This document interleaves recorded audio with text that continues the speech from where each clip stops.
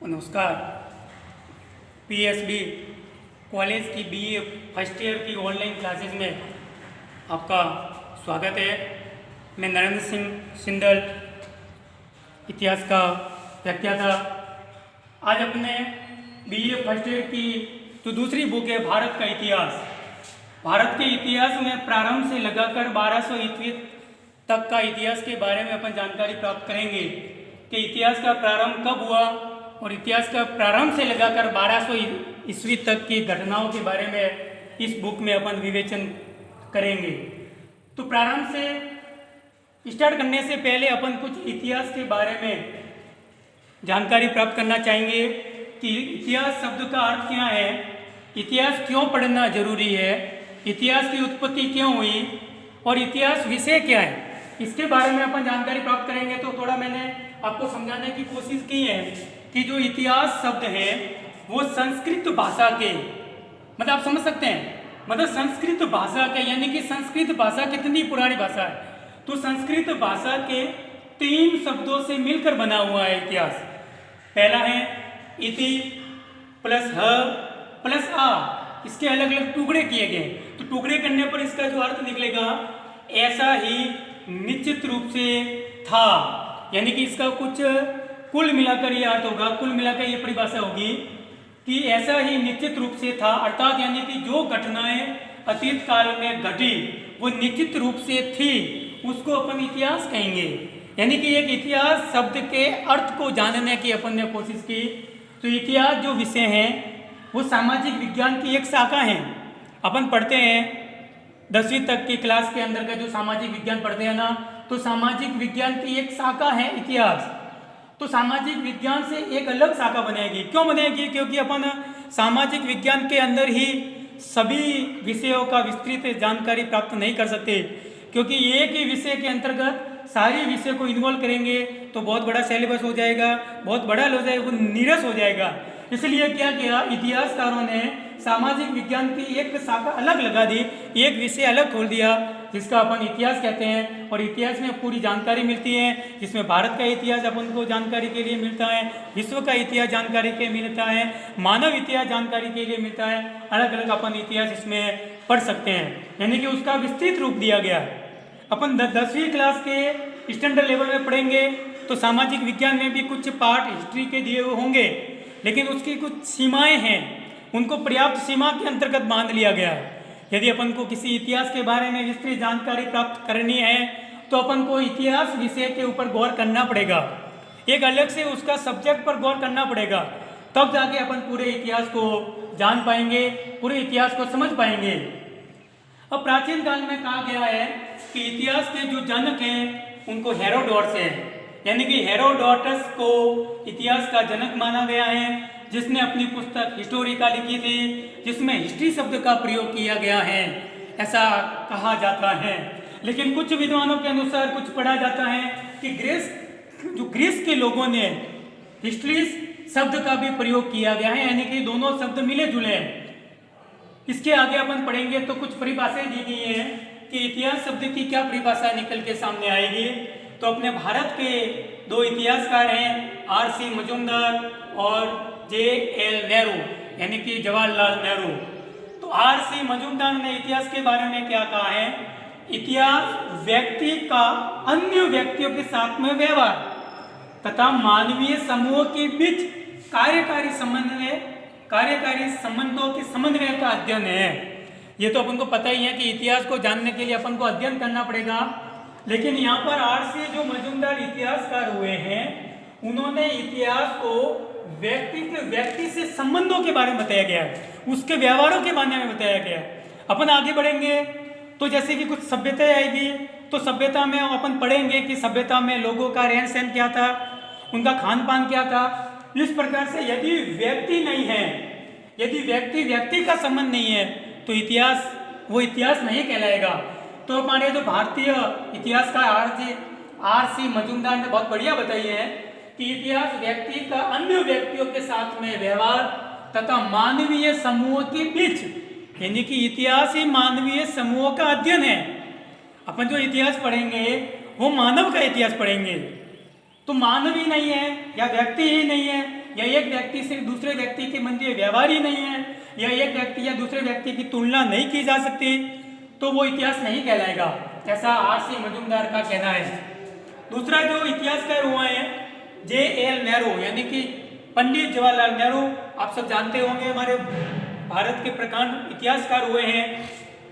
उन्होंने लिखा है कि वास्तव में इतिहास क्या है, प्रश्न सबके सामने उठता है, तो उन्होंने इस प्रश्न का आंसर दिया है, परिवर्तन का एक लेख मात्र इतिहास है। यानी कि परिवर्तन आप इतिहास में ये पढ़ेंगे परिवर्तन, जैसे कि अपन ने इस बुक में पढ़ा प्रारंभ से लगाकर, तो अपन इसमें पढ़ेंगे प्रारंभ में मानव कैसा था, मानव का व्यवहार कैसा था, मानव क्या पहनता था, क्या खाता था, क्या उसको लिपि का ज्ञान था, क्या उसको खाने पीने के सही वो तरीकों का ज्ञान था। फिर उसके बाद में अपन पढ़ेंगे दूसरे इतिहास की घटनाओं में, तो मानव उसमें विकास करता है। फिर अभी वर्तमान इतिहास के बारे में पढ़ेंगे, तो मानव आज वर्तमान में देखिए आप कितनी अच्छी टेक्नोलॉजी का प्रयोग कर रहा है। तो इसमें कहा गया है कि परिवर्तन का एक लेख है, यानी कि जो परिवर्तन हुए हैं आज वर्तमान में, जो अपन टेक्नोलॉजी का परिवर्तन देख रहे हैं, तो अपन प्राचीन काल के इतिहास के बारे में अपन झांकेंगे, प्राचीन काल की टेक्नोलॉजी के बारे में झांकेंगे, तो बहुत सारी, जैसे कि प्रारंभिक काल में टेक्नोलॉजियां नहीं थी, तो वो अपना इतिहास कहलाएगा, वो अपना अतीत कहलाएगा।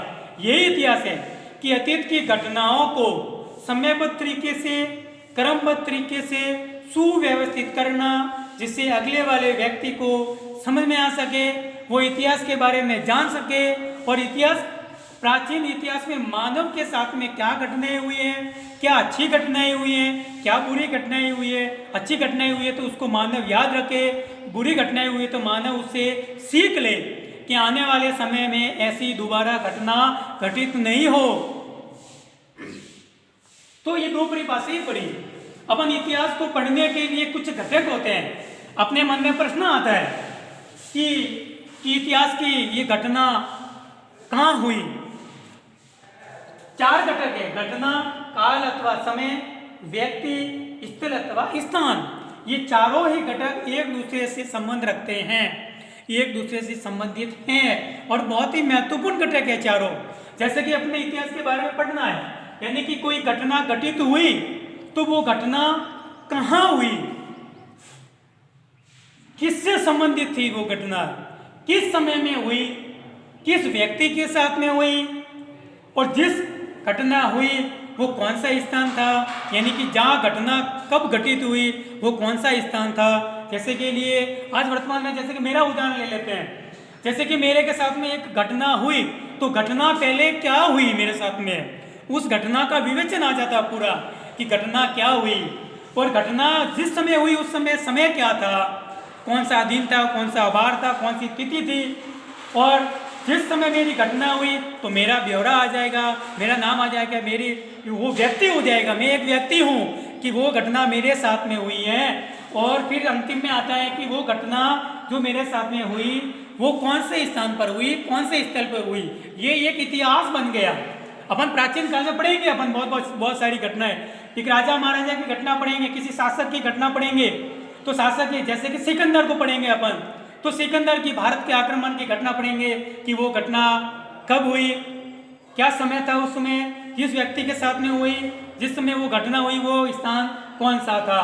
तो चारों घटक के पढ़ने के बाद ही पूरे इतिहास को अपन जान सकते हैं, समझ सकते हैं, अच्छी तरह समझ सकते हैं। उसके बारे में आप थोड़ा आगे बढ़ेंगे इतिहास के बारे में, तो लिपि के आधार में उसको 3 भागों में बांटा गया है।